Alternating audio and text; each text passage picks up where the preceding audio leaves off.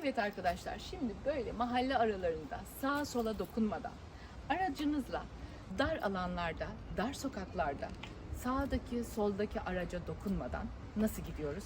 Bunu işleyelim. Eğer sorularınız varsa lütfen YouTube'da yorumlarınızı yazın. Başka çekmemizi istediğiniz videolar varsa söyleyin. Çok var biliyorum. Hepsini listelere aldık. Söyledim de. Sözlerimin arkasındayım. Tutacağız bunları, yapacağız, çekeceğiz. Ama tabii ki zaman alan şeyler. Öyle hemen kavuşturamıyorum ama sabırla bekliyorsunuz orada. Çok teşekkür ederim. Sağ olun, var olun. İyi ki varsınız, iyi ki oradasınız, iyi ki bizimlesiniz. Teşekkür ederim şimdiden. Hadi bakalım, şimdi başlayalım. Evet arkadaşlar, bakın nasıl dar bir yoldayız değil mi? Şu direksiyonum buradan geçebiliyorsa, şu yoldan, bu yola bakıyoruz yani. Yoldan geçiyorsa ve tabii ki kaldırıp ve diğer arabanın tekerleğinin arasına bakıyorum. Ben buradan geçebilirim dediğim anda direksiyonum geçiyorsa zaten buradan geçiyorum demektir. Ama geçerken buradan uzaklaşmam gerekiyor. Çünkü buraya hakim değilim. Aynama yaklaşıyorum bak. Aynama yaklaşarak geçiyorum. Şimdi karşıdan araba geliyor. Hop çekildim. Buraya doğru çekildim. Şu arabanın şu farına doğru çekildim ve durdum. Bakın, bazen durmak en iyi çözümdür. Gidemem çünkü. Yok ki yani. Şimdi iyice tam sol yaptım. Çıkıyorum. Gözüm burada. Gözüm orada. Çıktım. Toplaya toplaya devam ediyorum.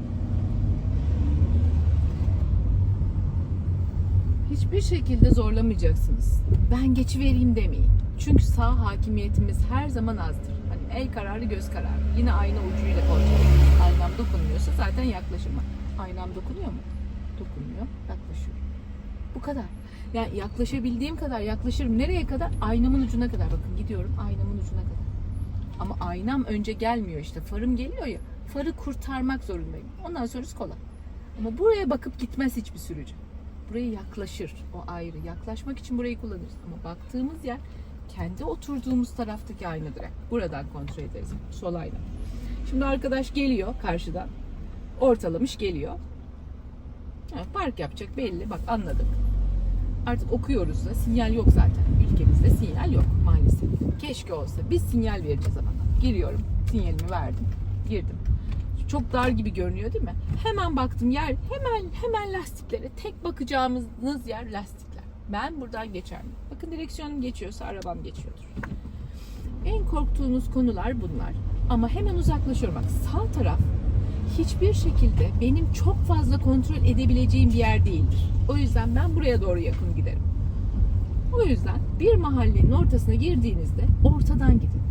Kötü bir yer. Niye? İnşaat alanı, molozlar. Hemen kaç. Direkt kaç. Uzaklaş oradan.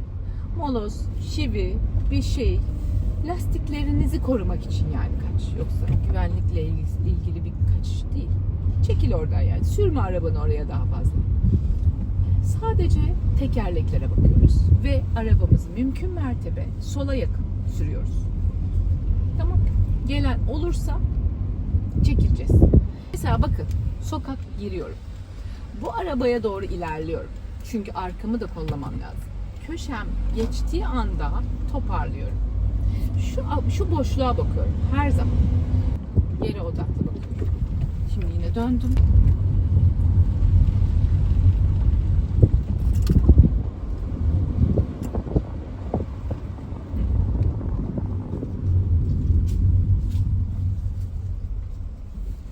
Bakın şimdi karşı yola giriyoruz. Ne kadar dar bir sokak değil mi? Ben ne yapıyorum? 4 parmak içeri alıyorum kaldırımı. Kaldırımı içeri alıyorum. Buraya yakın gitmiyorum bakın. Size şimdi çok yakın geliyor her yer ya. Aslında kocaman bir yol burası. Yani eğer uzaktan baktınız tekerleğe nereden geçeceksiniz? Şimdi şu Tofaş'ın şurada duralım bak. Tofaş'tan benim. Şimdi şu tekere baktım. Gördüm tekeri. Bir de kaldırıma baktım.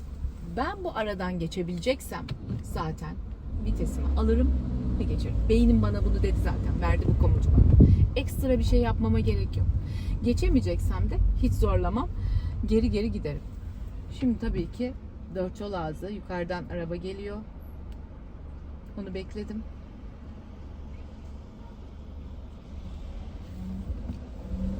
Şimdi yine geçiyorum bakın. Karşısı yine dar bir yol. Lastiğe ve kaldırıma baktım. İkisine baktım sadece. Ve ben buradan geçerime karar verdiğim anda devam ediyorum. Ama ne yapıyorum böyle? Tabii ki son gaz girmiyorum. Ve sokak kenarına geldiğim anda hemen yerimi alıyorum. Alabileceğim en sağa geliyorum. Aynam geçince hem çeviriyorum hem gidiyorum. Kendisi topluyor. Fazla topluyorsa tutuyorum bak, yakalıyorum, izin vermiyorum. Çünkü o fıldır fıldır fıldır döner. Çünkü mühendisler onu bu şekilde ürettiler. Hemen lastikler, yani direksiyon demek lastik demek biliyorsunuz. Lastikler kendini düz konuma alabilmek için hidrolik direksiyon diye bir sistem var. Kendi kendini toplar bu hemen. Fırıt diye toplar. Ama bazen çok fazla yapar bunu. O yüzden tutarsınız, tutacaksınız. Yani evet, elinizin içinde dönmesine izin vereceksiniz. Bak yine göstereceğim onu. Şimdi yakında zaten şeye geçeceğiz. Ben böyle yol yapacağım. Arabanın içinde kameralar olacak. Ayaklarım, ellerim, direksiyon nasıl, ne kadar dönüyor, dönüşler. Hem anlatacağım hem gideceğiz. Çünkü bunu çok istiyorsunuz benden. Ben de size bu videoyu çekeceğim. Bu içerikte bir sürü video gelecek yakında. Gitmek lazım. Yol almak lazım. Sadece parklardan ibaret değil tabii ki de. Araç kullanmak için. Parkları çok iyi öğrendik diyorsunuz. Harika, çok mutluyum o yüzden. Evet, o zaman yolda da gitmeyi öğretmeliyim size. Direksiyon hakimiyetini öğrendiniz. Ama bunu yolda da deneyimlemeniz gerekiyor. Bu gerekçeyle şimdi teçhizatlarımızı ayarladık. Arabamızın doğru yerlerine konumlandırdık. Aparatlarımızı aldık. Hem ayaklar görünecek videoda hem de eller. Yani hepsi birlikte. Bak şimdi karşıdan bir araba geliyor. Ne yaptım? Hemen tekerleklere baktım. Durdum. Geçemeyeceğimi düşündüğü için beynim komut verdi. Hemen frene dokundu. Beyninize güvenin arkadaşlar. Milyon yıldır bizi hayatta tutmak için evrildi. Başka hiçbir şey için evrilmiyor. Bizi hayatta tutmak için. Hani gerçekten hem çok ilerlememizi sağlıyor beynimiz, yol almamızı, ama bir tarafta da hep bizi hayatta tutmak. Tek derdi bu. Yani omuriliğe attığımız zaman bilgiyi, böyle bir yerde eğildim hafiften. Gördünüz mü? Çünkü orada kocaman bir kör nokta var. O kör noktayı ne yapmalıyım? Eğilerek çözüyorum. Sola bakıyorum. Omuz üstü. Sadece şöyle yetmedi. Çünkü kocaman bir kör nokta var. Ne kadar çok görürsem, beynime ne kadar çok veri aktarımı yaparsam o kadar güzel dönüşler, o kadar konforlu sürüşler elde ederim. Çünkü beynimiz çok yetenekli bir makine, harika bir yaratılış ama kör. Görmüyor ki, kapkaranlık bir dünyanın içinde. İşte gözlerimiz. Ben her zaman onu derim. Doğru bakarsanız, ne kadar doğru bakan bir sürücüyseniz o kadar iyi bir sürücü olursunuz. Doğru bakacaksınız. Tek yapmanız gereken doğru bakmak. Bakın burada kör nokta var, bakın değil mi? Ne kadar kör. Ne yapıyorum? Kenardan oraya çok girmeden açıyı görmeye çalışıyorum. Bak gördükçe ilerliyorum. Öyle basıp gitmiyorum çünkü karşıdan da biri gelebilir. Gidiş geliş bir yol dedi bana burası. O yüzden tek yön deseydi evet bas git. Bas git dediğimde meskun mahal zaten belli bir hız limitine geçemezsiniz. Ama yine de 30 kilometreler bile şeydir yani. Temasta ciddi şeyler yaratabilir. Kayıplar yaratabilir. O yüzden bakın buradan dönüyorum gene. İzin verdim çıkana. Şimdi buradan nasıl döneceğim? Bakın burada bir köşe araba. Burada da bir araba. Şimdi bakın burada nasıl döneceğim? Şimdi ben önce buraya bakıyorum. Nereye bakacağım? Önce şu siyah arabanın sadece ve sadece bana bakan, bana yakın olan köşesine bakıyorum. Aşağı doğru bakıyorum. Tavanıyla işim yok. Döneceğim taraf. Far hizasına bakıyorum. Benim arabamın far hizasına. Far hizasına baktım. Sadece veri alıyorum bak şu anda. Bilmiyorum. Hiçbir şey bilmiyorum ne yapacağımla ilgili. Benim amacım önce burayı kurtarmak. Tamam. Önce gözüm burada. Kurtardım değil mi? Köşe köşeyim şu an. Artık buradayım. Bak ağır çekim gösteriyorum. Burayı kurtardım. Fara geldiğinizde bitmiştir iş. Buradayım. Şimdi artık sol farımı kurtaracağım. Sadece köşeye bakıyorum ben. Kendi arabamla o arabanın köşesine bakıyorum. Kendi arabamın köşesine bakıyorum ve kendi kendine açıyor bak. Yola baktığım anda ben hiçbir şey yapmıyorum artık. Beyninize onun için güvenin diyorum ya. Siz doğru bakarsanız beyniniz impuls yollar. Elinize, ayağınıza, her yerinize bakışlarınız doğru olursa o hızı da ayarlar. Bana diyorsunuz ki hangi hızda toplayayım? Hangi hızda açayım direksiyonu? Bakın, doğru bakın. Doğru baktığınızda beyniniz o impulsu yollayacak. Sadece ben bir takım şeyleri söylüyorum, trikleri veriyorum işte. Bırakmayın direksiyonu diyorum, değil mi? Çünkü direksiyon toplamaya hazırken bıraktığınız anda ne olur? Hemen kendi kendine toplar. Evet, elinizin içinde akıp gitmesine hafif hafif izin verin ama hissederek verin bunu. Hissederek yapın. Yine topluyorum direksiyonumu. Şimdi en dar yerlerden geçmeye çalışıyorum. Bakın şimdi buradan girerken çok dikkat. Çünkü kör nokta dolu. O da beni görmüyor, ben de onu. Gördükçe ilerliyorum. Gördükçe ilerliyorum. Yani defansif sürüşteyiz her zaman. Niçin? Onun kaybettiği, onun kaçırdığı bir şeyi ben telafi edeceğim. Benim kaçırdığım bir şeyi de o telafi edecek. Defansif sürüş bu. Birbirimizi tamamlayacağız, tolere edeceğiz. Zarar görmemizi engelleyeceğiz. Böyle. Trafik böyle bir şey işte. Ne kadar güzel aslında. Tam bir yardımlaşma yeri. Daha güzel bir şey olamaz ya. Ki biz Türkleriz. Bayılırız yardımlaşmaya, değil mi? Çok harika sürücüler var. Yok mu? Var. Karşılaşacaksınız onlarla. İşte onlarla karşılaşmanızı çok istiyorum her zaman. Kötülerle karşılaşmayın. Kötülere uymazsanız zaten onlar size bulaşmaz, merak etmeyin. Siz kötü bir sürücü olursanız sürekli onlarla baş etmek zorunda kalırsınız ama burası bir karma. İnanın bana, burası bir karma yani. Bol bol karşılaşırsınız. Onlardan kurtulamazsınız. Evet, şimdi bakın ne kadar dar bir yere giriyorum, değil mi? Baktım. Şimdi şu lastikle kaldırım arası geniş. Buraya kadar sorun yok, değil mi? Buraya kadar gelebiliyorum. Şimdi burada başlıyor hikaye. Şimdi o lastik, bu arabanın tavanına, aynasına, orasına, burasına bakmıyorum. Lastiğine bakıyorum. Lastiği. Lastik, kaldırım. Hep en alt. Tabana bakıyorum. Asfalt. Neyle buluşmuş? Kaldırım. Çöp kutusu mu var? Çöp kutusunun yeri. Yani tekerleklerin olduğu. Hep tekerlek bakıyoruz biz. Tekerlekler. İki tekerlek arasından benim arabam geçer mi? Bak, geçiyor. Çünkü niye? Direksiyonum zaten geçebiliyorsa arabam da çok rahat geçer. Ama ben artık direksiyona bakın demiyorum. Oralara hani bir tık geçtik. Bakmak noktası, bazıları baksın. En başında olanlar ona baksın. Ama bir tık ilerlemiş olanlar şuna baksın. Bakın, ben oraya yanaşmam.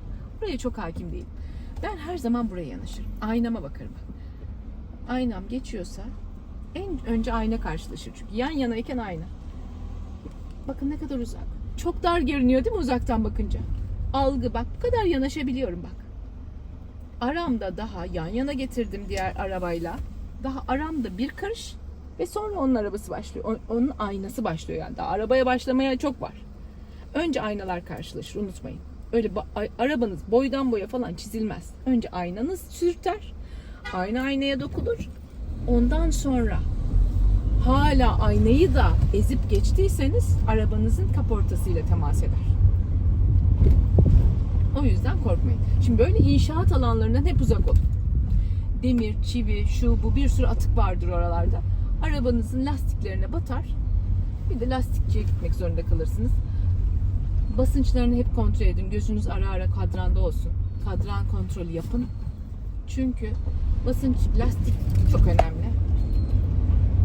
Bak, buradan tırmanıyorum yukarıya doğru. Yavaş yavaş gidiyorum. Niye? Çünkü inşaat alanı.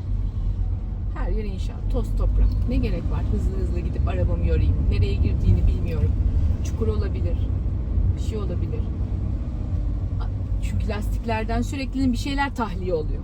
Su tahliye oluyor. Kum gidiyor. Yapışıyor. Yani onu da arabamın altına gitmesin. Yavaş giderseniz yavaş yavaş gider. Onlar da sizin arabanızla o kadar az buluşur. Şimdi iki araba geçerken onu da göstereyim. Şimdi iki araba yan yana geliyorsak mutlaka ve mutlaka aşağıdan tırmananın yol. Ben şimdi az önce ne yaptım? Hafif yavaşladım, geçmesine izin verdim. Benim şeridime girdiği halde bakın. O benim şeridimden geçecekti. Ama artık orada benim şeridim, senin şeridin yok. Kural değişti. Ne oldu? Aşağıdan tırmananındır yol. Bitti. Benim yolum ya diyor bazısı ya. Hayır. Bak, tırmanıyor. Durdum. Rahatça çıksın. Niye? Çünkü çok eğimli bir yol. Aşırı eğimli bir yolda belki acemi, çekildim iyice, panik yapmasın, rahat geçsin diye ona izin verdim. Arkadaşlar çok acemi var. Lütfen ama lütfen izin verin. Bak şimdi aşağıdan çıkıyor arkadaş. Çekildim. Rahat çıksın. Değil mi? Vermiş gazını, geliyor. Tırmanışta çünkü motor devir kaybetmesin. Motosiklet zaten çıkar diye kendi yoluma tekrar edeyim. Artık benim yolum, benim şeridim, senin şeridin yok. Aşağıdan kim tırmanıyorsa yol onun. Bir şekilde yeriniz varsa çekilin hemen. Çekilemiyorsanız da durun. Olduğunuz yerde durun. O bir şekilde geçer yanınızda. Yani cep yoksa durun. O geçer yanınızda. Milim geçer. Bakın burası da gidiş geliş bir yer değil mi? Gidiş geliş bir yerde de ne yapıyoruz? Hemen çekilebiliyorsak çekiliyoruz yerimize. Aynı şeridi kullanıyorsak aşağıdan tırmanamıyor. Onların yok. Ama benim yerim var, onun yeri var. Rahatız, geçiyoruz. O yüzden sıkıntı yok. Bakın, önce şurayı kurtarıyorum. Sonra hemen buraya bakıyorum. Ve sonra yola bakıyorum. Ve topladım arabamı ve devam ediyorum. Bakın ne kadar dar bir yoldan geçiyorum. Yine karşıya devam edeceğim. Tabii ki baktım sağıma, soluma baktım. Önce neresi geliyor? Şu arabanın köşesi. Bakın, şu arabanın köşesiyle kaldırım arasına direksiyonunuz doluyorsa, giriyorsa zaten bu arabayı geçersiniz demektir. Devam ediyorum şimdi. Şu arabaya yakın gidiyorum. Bu arabalara yakın gitmek zorundayım. Çünkü kontrol edebileceğim yer benim sürüş tarafında oturduğum taraf çünkü. Bakın burada molozlar var. Çekilmem lazım. Ve bakın şurası ne kadar dar değil mi? Buradan nasıl geçerim? Önce direksiyonum şurayı, şu geçeceğim yeri lastikle kaldırıma baktım. Direksiyonum ortadaysa geçiyorum. Ama tabii ki aynamdan sol aynamı yaklaştırıyorum. Bakın.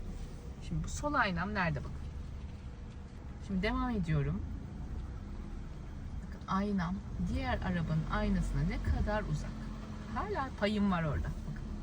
Çok paylı. Şimdi 4 yol ağzı kontrol ettim. Devam ettim. Gene bakın burada ne kadar dar bir yol gibi geliyor.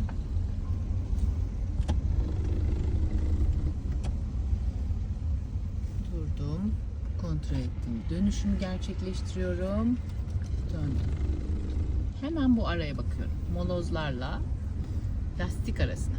Her zaman buna bakıyoruz. Dönüşümü gerçekleştiriyorum.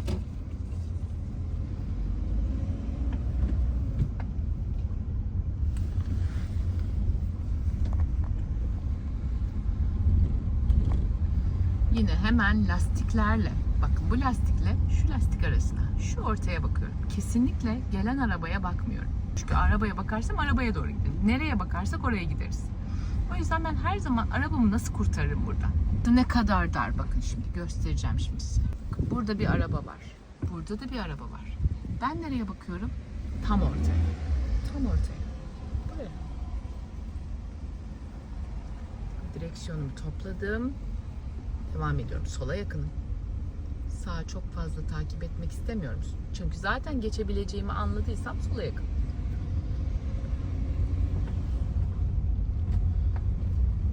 Her zaman bu şekilde. Ortaya bakıyoruz. Orta. Şu yeri tarıyoruz. Yerde çukur var mı? Moloz var mı? Başka bir şey park etmiş mi? Bakın yine dönerken nereye bakıyorum? Şu arabaya. Döndüm. Ortada nasıl? Evet, burası çok güzel, bakın. Lastiğe bakıyorum. Ortadan direksiyonum geçebiliyorsa zaten arabam da geçer. Ve hep sola yakın. Sola yakın.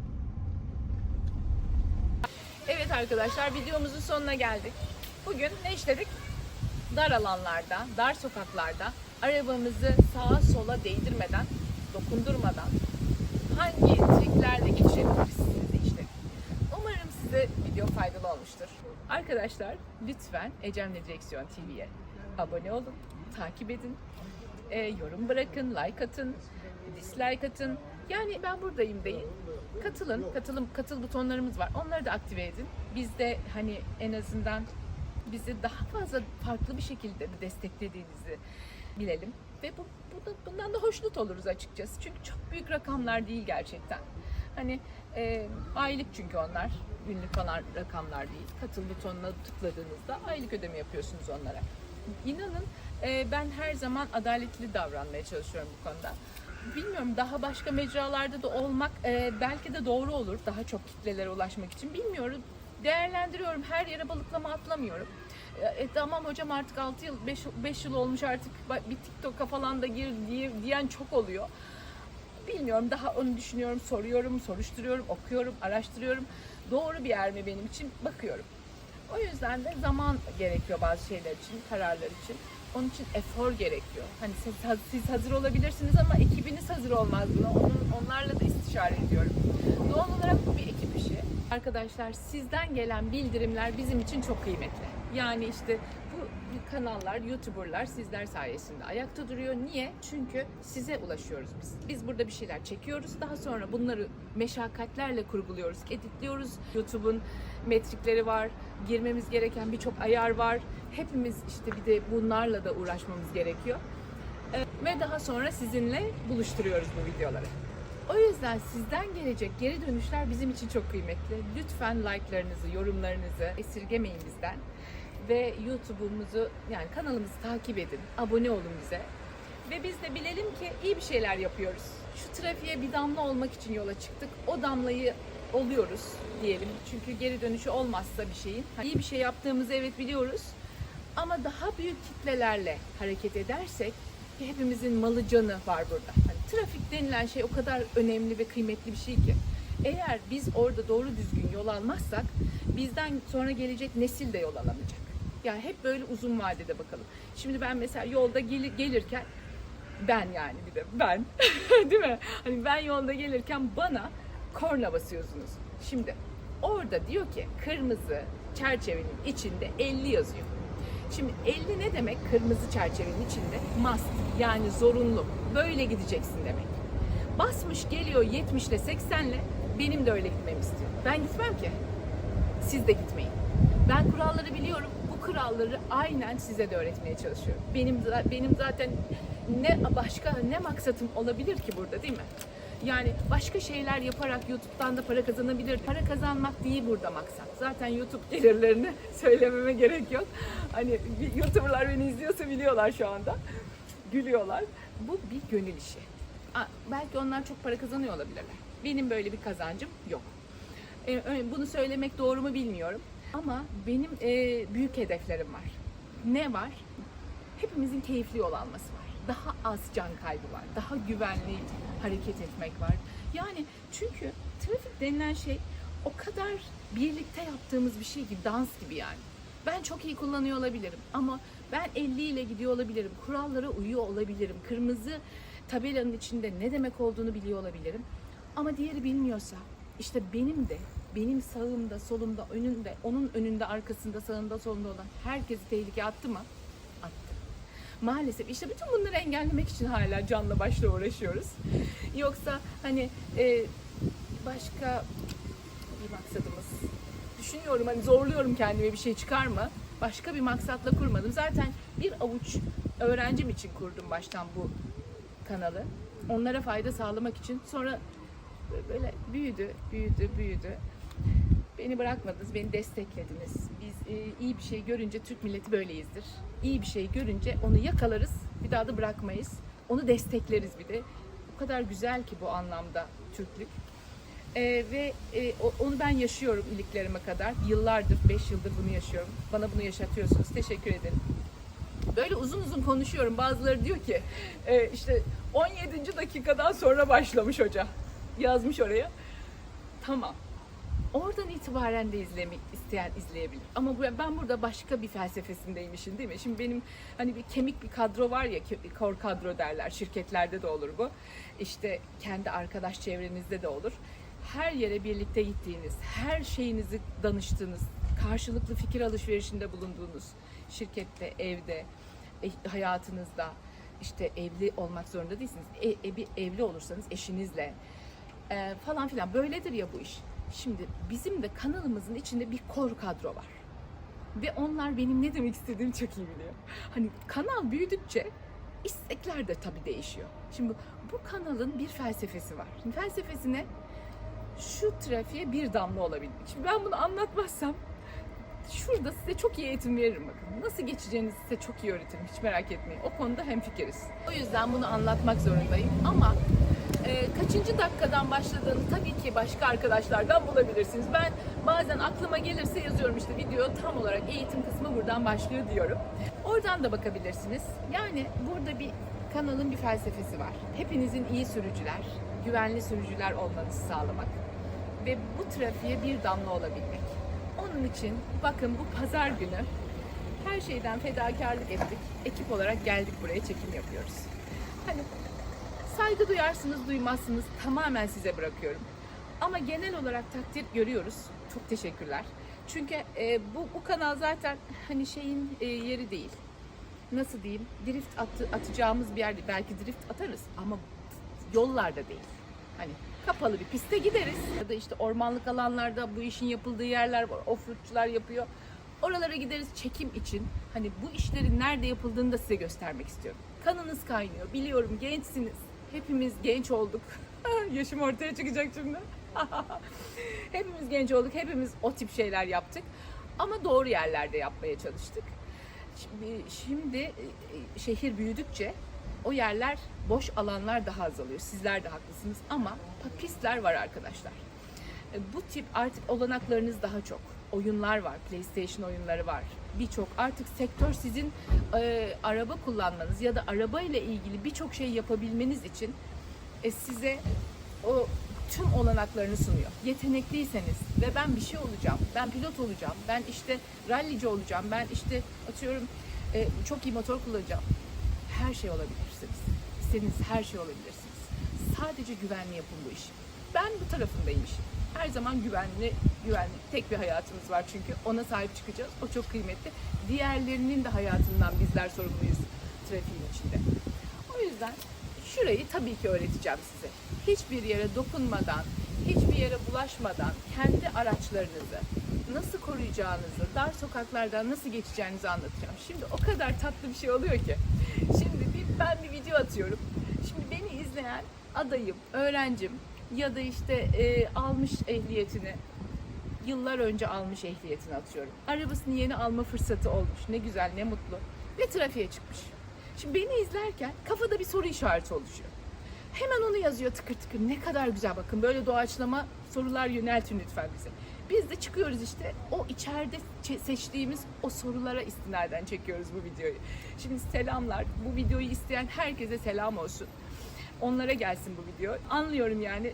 Çünkü herkesin bir derdi var trafikte. Kimi dönemiyor, kimi direksiyonu toparlayamıyor, kimi dar alandan geçemiyor, kimi işte arabasının sağını solunu hesaplayamıyor, kimisi şeridi ortalayamıyor.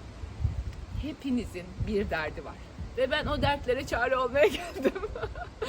Gerçekten hani şaka yapmıyoruz. Şimdi ben ya da diğer hocalar bu işlerde hani yıllarımızı verdik.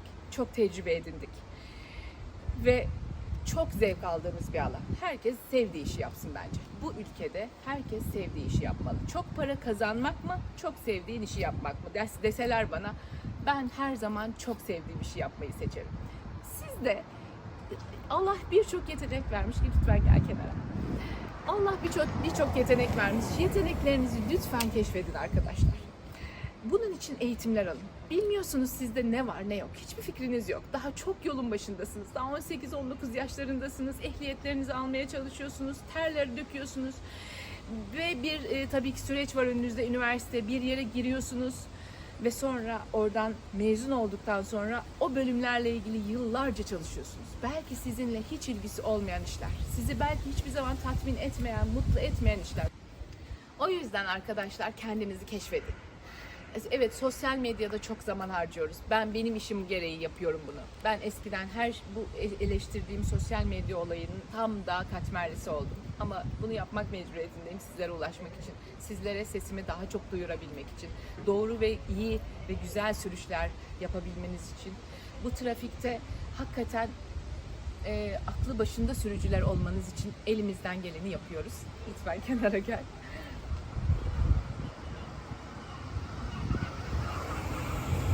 yüzden de arkadaşlar hiçbir zaman şey yapmayın. Benim artık bunu seçtim, bunu okudum, bunu yapmak zorundayım.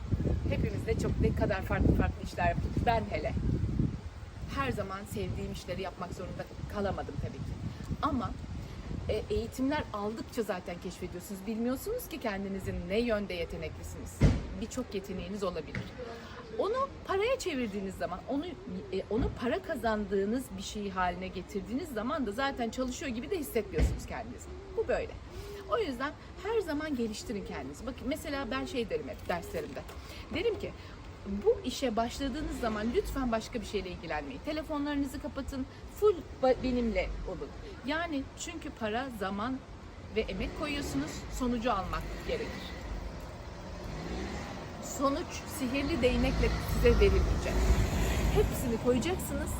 Bu bir kek gibi, bu bir yemek yapmak gibi. Hepsini, bütün malzemeleri içine atacaksınız ve doğru zamanda bunları koyacaksınız. Ve ondan sonra şahane bir şey olacaksınız. Ama sürekli tekrar etmeniz gereken şeydir. Bir yabancı dili öğrenirken de öyle. Ne der hoca? Size bunları tekrar edin der. Bir dahaki derse kadar bunları çalışın der. Şimdi siz video izlemezseniz, hocanızın size verdiği dersleri kafanızda oturup kurgulamazsanız, tekrar aynı düşünmezseniz, not almazsanız bir dahaki derse bomboş gelirsiniz. Hatta büyük bir kısmını da unutup gelirsiniz. Beyin böyle bir şey. Nasıl dil öğrenirken hep maruz kalın, kulağınız maruz kalsın deriz ya, der hocalar. Burada da öyle bir şey var ki burada da gözünüz hep maruz kalacak. Beyni biraz kandırıyoruz açıkçası. Çünkü beyin zannediyor ki kullanıyorum, araba sürüyorum, gidiyorum, yoldayım gibi hissediyor. O yüzden lütfen video izlemek yalan, video izlemenin hiçbir manası yok diye yazanlar var. Onların kesinlikle ehliyetlerinin olduğunu düşünmüyorum. Çünkü ehliyetleri olan kişiler ya da almaya çalışan kişilerin videolar ne kadar etkili olduğu ortada. Bu kadar insan bu videoyu boşuna izlemiyor. Lütfen kanmayın bunlara. Şimdi böyle bir kıskançlık da olabilir. Onlar eğer öyle değilse kötü niyetlidir. Sizin video izlemenizi engelliyor olabilirler. Siz bunlara kanmayın. Ben burada doğruyu söylüyorum. Bizlere inanın yani bu konularda. Çünkü gelişim konusunda yabancı dilde nasıl sürekli kulağınızı maruz bırakıyorsanız direksiyon eğitiminde de gözünüzü maruz bırakacaksınız. Hep izleyeceksiniz. Sadece video değil. Arabasına mı oturdunuz birinin? Bakın. Ayaklarına bakın. Vitesi nasıl değiştiriyor bakın. Gözler, hareketler, baş hareketleri. Hepsini izleyin. Bize kimse alıp da sen şöyle otur, bunu şimdi buraya çevir demedi. Biz hep izledik. Çünkü öyle bir nesil değildik biz. Hızlıca öğrenmemiz gerekiyordu. İşte mesela trafikte de zorbalığa uğradığınız bazı arkadaşlar var ya. Şimdi onlar babalarından, amcalarından, arkadaşlarından çok zorbaca öğrendiler araba kullanmayı. Şimdi ben yaşadım, o da yaşasın diyor. Geliyor sizin bir tozunuzu alıyor. Siz gitmiyorsunuz. Sizi sollayıp geçiyor. Önünüze pat diye duruyor değil mi? Neler yapıyorlar? Yapmamaları gerekiyor tabii ki. Çok yanlış. Zaten sizin kalbiniz orada heyecandan atıyor. Bir de o gelip bunun üstüne tuz biber ekiyor. Ama inanın bana onlar çok daha zorbalıklarla öğrendiler. O yüzden hani şimdilerde kolluk kuvvetleri trafiği o arkadaşlardan bayağı bir temizledi. Emin olabilirsiniz. Eskiden neler vardı? Yani korkunçtu, kabus gibiydi. Şimdi daha güvenli bir trafiğimiz var. Ama siz sakın kendi başınıza öyle levye, evye bir şeyler alıp da inmeyin. Zaten ehliyet direkt gidiyor. Biliyorsunuz kural var.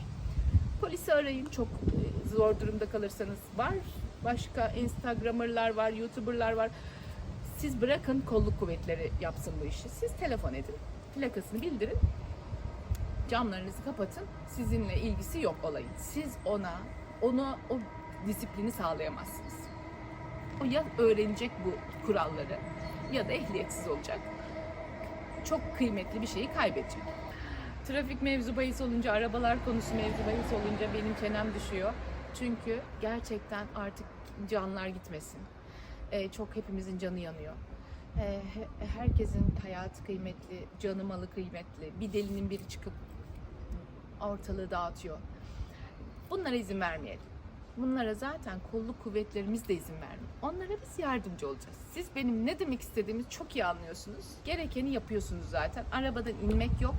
Telefon etmek, kamerayı almak, zaten kamera konusu da gündeme geldi biliyorsunuz. belli bir yaşın üstündeki arabalar çok hızlı bir şekilde alıyorlar, kameralarını koyuyorlar. Ondan önceki arabalar işte silsileyle alacağız hepimiz kamera içeriye. Ama onunla ilgili de video çekeceğim, merak etmeyin. Hangi yaştan hangi yaşa kadar model arabalar şu seneye kadar kamera süresi var. O videoyu da çekip şuraya bir yere koyacağım. Çünkü o çok önemli. Hani kamera alınacak, kamera kayıtlarına bakılacak direkt. Yani Avrupa'ya iyileşiyoruz artık. Avrupa'da bu işi çözmüşler arkadaşlar. Ya adamların o kadar üstün teknolojileri var. Araba yapıyor zaten. Adamın araba yapma imkanı var. Yüzyıllardır araba yapıyor. Dünyaya satıyor. 30 kilometreyle git diyorsa gerçekten 30 kilometreyle gidiyor araba. Volvo var kardeşim altımda, basarım giderim demiyor. Bakın lütfen. Artık bunları aşacağız biz. Ama söyleye mi aşacağız? İşte devletin yaptırımlarıyla mı aşacağız? Bilmiyorum. Ben isterim ki devlet hepimizin başına bir polis koymasın. Bak ne güzel bir ülkeyiz. Gerçekten ters kelepçeler falan var dünyada, değil mi? Hani o noktalara gelmeyelim. Çok ciddi cezalar var değil mi? Çok büyük cezalar. Anında yere tükürdün bilmem kaç euro. İşte çöp attın bilmem kaç euro. Dokundun bilmem kaç euro. Yani hemen ehliyetini alıp zımbalıyor. Anında, yani hiç müsamahaları yok. Biz yani bu kadar boş bulmayın buraları. Boş değil. O yüzden illa zorlamayın. Gerçekten zorlarsanız sonra da şunu demeyin. Ya işte bu kadar yüksek ceza mı konur? Uysaydın o zaman. Gecenin bir vakti kadınlar yola çıkmaya korkuyorsunuz. Değil mi? Yok ki böyle bir şey Avrupa'da. Hiçbir zaman yok. İstediğiniz yere, isterseniz otobanda tek başınıza olun. Hiç otoban polisleri anında dibinizde oluyor bir şey yaşadığınızda. Anında yani. Çünkü kameralar, sistemler o kadar iyi kurulmuş ki. Ama burada korkuyorsunuz değil mi? Gündüz yolculuk yaparım ben diyor bütün kadınlar. Niçin? Çoğu sebep bu işte. Bu trafik canavarlarıyla karşılaşmamak için. Çünkü onlar geceleri çıkıyorlar genelde. Merak etmeyin, onlar da halloluyor. Şimdi biz konumuza geri dönelim. Bugün ne işliyoruz? Dediğim gibi bugün dar sokaklarda böyle oraya gideceğiz, buraya gideceğiz, aralardan geçeceğiz, iyice daraltacağız yolu. Nerelere dikkat edeceğimizi tek tek size anlatacağım. Bu konuda da eminim ama bunu tekrar izleyin lütfen. Ne kadar çok izlerseniz ve ne kadar çok pratiğe dökerseniz o kadar iyi oturacak. Böyle bir kere de yapamadım yok. Deneyeceksiniz. Yavaş yavaş. Trafiğin olmadığı yerlere gidin. İstanbul evet çok kalabalık bir şehir olabilir. Ankara, İzmir, Bursa. Hani büyük şehirlerimiz evet kalabalık. Ama bunun hiç mi yani sakin yeri yok? Bakın biz de ne kadar yakınız sahile. Ama arka sokakları böyle sakin. İşte pazar günü olduğu için herkes daha çok AVM'lerde, deniz kıyılarında, işte pikniklerde, bir yerlerde. Ara sokaklar boş o yüzden. Böyle günleri kollayın. Ben size tüyolar veriyorum. O yüzden ben yapamıyorum, ben çıkamıyorum, çok yoğun burada trafik, kabul etmiyorum. Bunu yapmak zorundasınız. Başka yolunuz yok. Size kimse çünkü al kardeşim boş alan kapadım, hadi sür bakalım demeyecek. Siz bulacaksınız. Bir şekilde annenizi, babanızı, arkadaşınızı ikna edin, çıkın. Bana sakin, huzurlu bir yer bulur musun diye rica edin. Hani ağlamayan çocuğa meme yok derler ya. Çok doğru. Lütfen talep edin. Siz bilmiyorsunuz çünkü daha trafiğe tam olarak adapte olmadınız. O sakatları bilmiyorsunuz ama sizin bilen birileri vardır mutlaka. Onlardan fikir danışın. Benim kanalım var. Bakın birbirinize yıllar sonra cevaplar veriyorsunuz. Ne kadar güzel. O cevaplar ben de görüyorum. Geçen de hatta ne olmuştu ya? 3 sene öncesinde bir şey yazmış ya da 4 sene öncesinde, o zaman acemiymiş. Herhalde cevap veren kişi de onun ne zaman yazdığını görmeden şimdi yazmış gibi cevap vermiş. O kadar tatlı bir dönüş yapmış ki o kişi de ona. Ya gülümsetti, hani kaç sene geçmiş aradan. Hani muhtemelen profesyonel bir sürücü oldu. Ama o kadar böyle zarif bir şekilde cevaplamış ki hani gülümsedim ya. Hey gide o yıllar falan gibilerinde. Hani bakın ne kadar empati sahibiyiz. Hep böyle tatlış ilerleyelim. Birbirinize laf sokmayın. Birbirinize burada aşağılamayın. Burada çünkü hepimiz bir işte önümüzdeki araç kadar bak geleceğimiz. Ya da arkamızdaki araç kadar, değil mi? Trafik böyle bir şey. Geçmişi yok, geleceği yok. Önümüzdeki araç, arkamızdaki araç kadar. Bu kadar bizim geleceğimiz ve geçmişimiz. O yüzden de lütfen kimse kimseye burada hava atmaya, sen eskisin ben yeniyim hadi falan yapmayın. Birbirinize destek olun. Sorun. O bölgede sakin yer neresi deyin. Birbirinizden destek isteyin. Burası sadece videoyu izleyip çekip gideceğiniz, bana like atıp yorum yapacağınız bir yer değil. O yüzden burası sadece Ecem'le Direksiyon TV bir YouTube kanalı, direksiyon kanalı. İzleyelim, like'ımızı atalım, yorumumuzu yapalım, geçelim değil. Hepinizin etkileşeceği, hepinizin belki de arkadaşlıklar, dostluklar kurabileceği, birbirine yardım edebileceği bir yer. Bakın biz İstanbul'da yaşıyoruz değil mi? Ben geçen de İstanbul kartımı kaybettim. Ve öyle bir noktadayım ki eve de gidemiyorum. Varacağım yere de metro kullanmam gerekiyor. Marmaray ve metro kullanmam gerekiyor. Çünkü arabama da artık uzağım. Yani çünkü öyle bir yerde kaybettim ki yok, hani arabamı bıraktım. Metro ile geçtim. Ama bir baktım diğer aktarım yerinde kartım yok. Şimdi ben ne yapmalıyım? Geriye dönsem arabamı alacağım, evime gideceğim. Çünkü orada işte kart dediğimiz şey de yok. Kredi kartı falan da yok. Yani her şey yok, hiçbir şey yok. Onun üzerine şöyle durdum o turnikelerde. Böyle bekledim. Fazla kartınız varsa basabilir misiniz dedim. Tabii ki dedi bir tanesi, hemen pat bastı.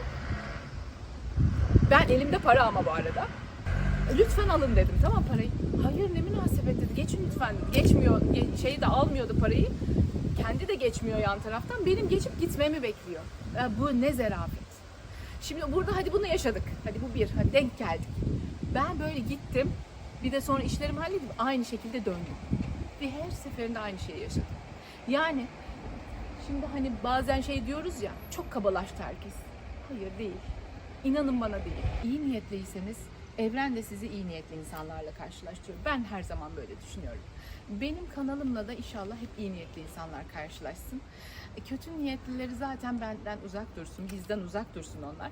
Onları kolluk kuvvetlerine emanet ediyoruz. Onların bizimle işi yok. Onların hakkından onlar gelir. Çok teşekkür ederim beni izlediğiniz için. Bizi izlemeye devam edin. Kanalımızda bazı farklı şeyler koymaya çalışıyoruz. Bakın. Sadece hep araba öğreten bir YouTube kanalı olmayalım. Ne yapalım? İşte böyle yarışlara gidelim, driftler atalım, değil mi? Araba ile ilgili her şeyi yapalım. Ama siz oraları desteklemezseniz, o videoları izlemezseniz ben de o videoları çekemem. O enerjiyi bulamam. Hani 3-5 çekerim sonra bırakırım gibi geliyor. Lütfen oraları da destekleyin ki o enerjiyi kendimizde bulalım. Ve oralardan da öğreneceğiniz çok şey var çünkü hepinizin. Oradan da faydalanın. Hani bunun benimle ilgisi yok demeyin. Oraya da bakın. Oraya da bir çıpa atın. Çünkü çok kısa bir süre sonra profesyonelleşeceksiniz. Bu o kadar kısa süren bir şey ki. O yüzden oraları da destekleyin. O videoları da destekleyin ki biz o alanlara da video çekelim. Ve sadece işimiz gücümüz YouTube olsun. Ne güzel olur değil mi? İnşallah. Peki bugünlük benden bu kadar arkadaşlar. Kendinize çok iyi bakın. Bir dahaki videoda görüşmek üzere. Hoşçakalın.